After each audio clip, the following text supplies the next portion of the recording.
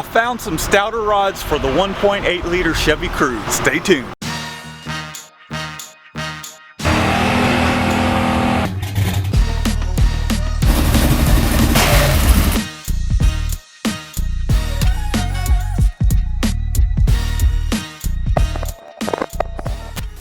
Thanks for tuning in. If you're new to the channel, I'm Matt. Here are the rods that I'm talking about that quite possibly will work with our 1.8 liters. Let's check it out. Here is the stock rod for the 1.8 liter Ecotech engine, and you know, I mean, they're all forged, but it's pretty puny looking. It's held up just fine with the 8 to 9 pounds of boost that I have been making. However, I have found a solution for these weak rods. Pow! China's finest to the rescue. So I was able to reference that the 1.6 liter turbocharged variant of the same casting block and everything, they make an option for those engines, and this lovely package came in. And we're going to find out whether these things work or not. We're going to take some measurements. As always, MaXpeeding rods to the rescue. These were 200 bones. Very cheap, and let's see what we got here. I mean, right off the bat you can tell we have a I-beam style here and we got a H-beam style. It's obviously thicker, and I was able to find some bearings that will work because the stock bearings, the tangs they were on the same side over here together. As you can see here, the tangs are both on the same side.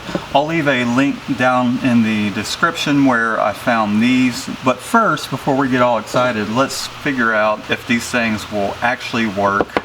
We'll take some measurements and I'll just kind of give a little bit of a rundown. So these do come with, they are forged. I forget what the metal is. I think it's 4130. But they do come with official ARP 2000 rod bolts, so that's good in my book. I've got one of the stock pistons here, and what we're going to do is see if this will actually work, because this is the same measurement at the end, 19 millimeters. Let me just show you some of the things that are common to each one of these pistons that I can tell right off the bat, and then what looks better about this, aside from, I mean, obviously you can tell right off the bat we got some more meat around the journal area. It does have a little bit of a groove here for some extra oiling, I imagine, and the brass fitting on, or the sleeving, whatever you want to call it, is actually thicker on this one here, so it might give you a little more room for machining, wear, whatever the case may be. But will it work?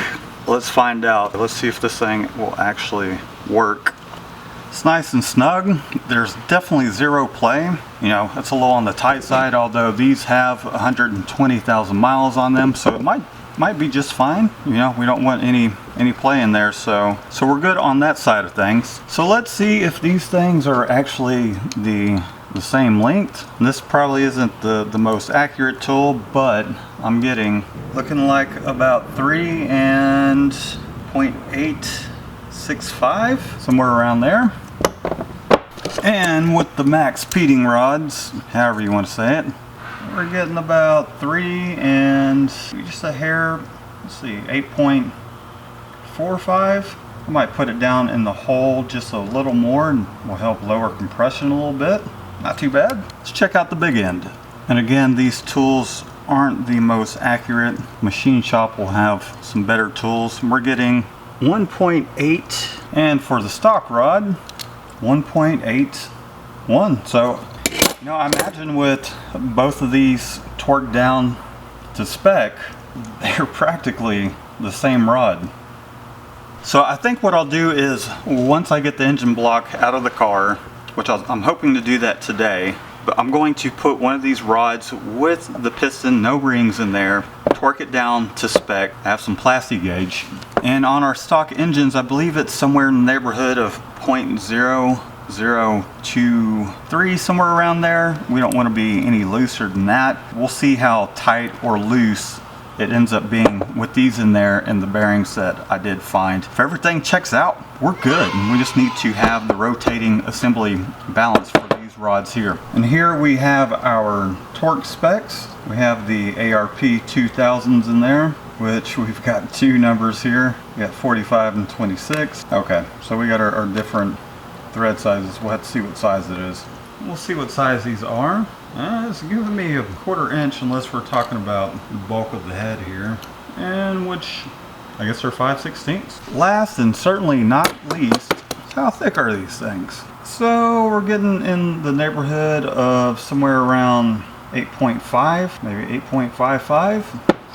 And with the stock rod, 8.55, buddy. You know, for $200, these work out. That's pretty awesome. The only thing I wish it came with is ARP lube for the studs, but not a big deal. You can always grab some of that up pretty cheap. All right, let's see what the weight difference is, because I'm sure you're probably wondering. The stock rod is 438 grams. And the MaXpeeding rod, 448. And I imagine a lot of that has to do with the extra girth on these things. I don't have a way to officially measure the weight of the small and big end, but I'll leave that up to the machine shop when they balance the whole rotating assembly and whatnot. All right, now it's time to plastic gauge one of the rods with the bearings inside the block. We're just gonna kind of mock it up and see what the clearances are. Hopefully, fingers crossed, everything works out. Got one of the rods hung on the number 3 piston, and I'm just going to slide this thing up into the bore, and we'll put a little plastic gauge down. And I'm just gonna cut a little piece, kind of mocked it up next to the rod, and take our plastic gauge. There it is there. And I'm going to set it right here on the bearing, and we'll slide that into the engine and torque the cap down.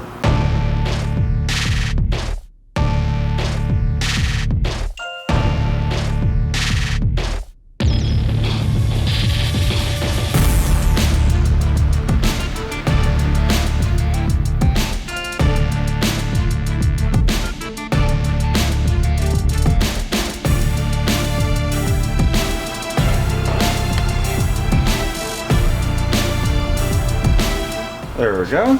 This isn't the most accurate torque wrench, but this should let us know about where we're at. All right, now that I got it torqued down, just gonna loosen this up. And one of the reasons you want to put it on the inside of the rod rather than on the cap is because we're going to use a brass hammer to separate these things. And we'll take our brass hammer and there we go, separated.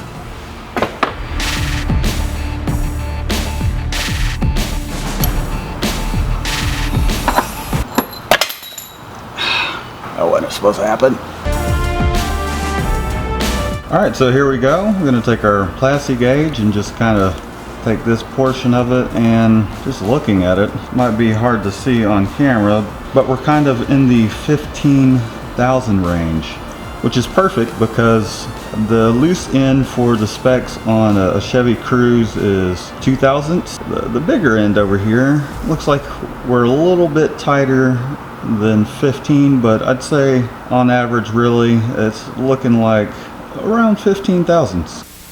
Be sure to subscribe, give this video a thumbs up, and leave a comment down below so that way we can reach more people. I'm going to continue the vlog as I rebuild the engine and we turn up the boost on the 1.8 liter. Until next time, peace out with your peace out.